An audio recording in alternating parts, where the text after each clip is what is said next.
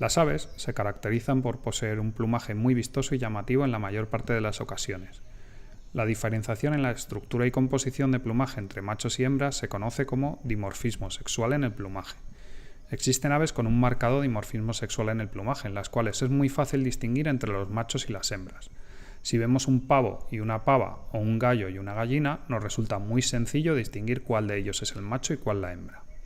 A veces estas diferencias son mucho más sutiles según nuestra percepción y únicamente se revelan como ligeras o evidentes diferencias en el tamaño corporal, a pesar de que el plumaje es prácticamente igual como ocurre con muchas rapaces o incluso las cigüeñas.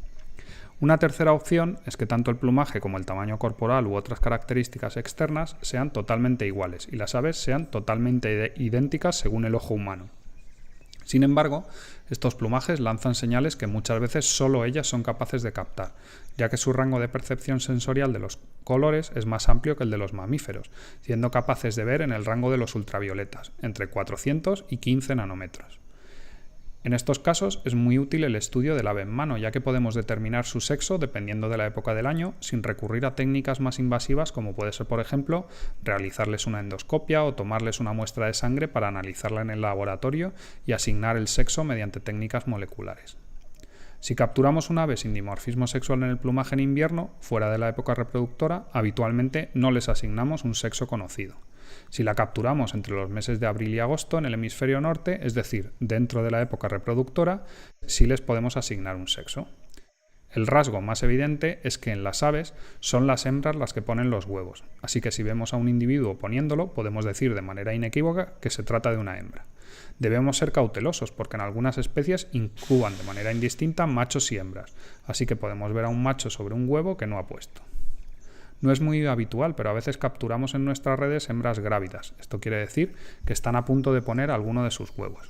En estos casos, ni siquiera se anillan y se liberan inmediatamente para no causarles ningún perjuicio. Siempre prevalece en nuestra actividad el bienestar del ave frente al dato científico. En el caso de las hembras, sus hormonas sexuales hacen que desarrollen una estructura encaminada a facilitar la incubación de los huevos. Esta estructura, conocida como placa incubatriz, consiste en una pérdida de las plumas de la zona ventral del ave, una edematización o llenado de líquido corporal y una irrigación, que hace que ese líquido se caliente a temperatura corporal. El aspecto externo es similar al de una ampolla que aparece cuando nos quemamos. Esta estructura se produce antes de la puesta de los huevos y se reabsorbe cuando estos han eclosionado. Por tanto, fijándonos en ella, podemos determinar si se va a producir la puesta, si el individuo está incubando los huevos o si estos ya han eclosionado, pudiendo ajustar de esta manera, de forma muy precisa, el momento del ciclo reproductivo en que se encuentra la hembra que estamos estudiando. En época de celo, las hormonas masculinas inducen el desarrollo de una estructura corporal encaminada a facilitar la cópula, que en el caso de las aves y en la mayoría de las especies se produce por superposición de las cloacas. Esta estructura se llama cloaca y en el caso de los machos se traduce en una protuberancia cloacal mucho más evidente que en época no reproductora.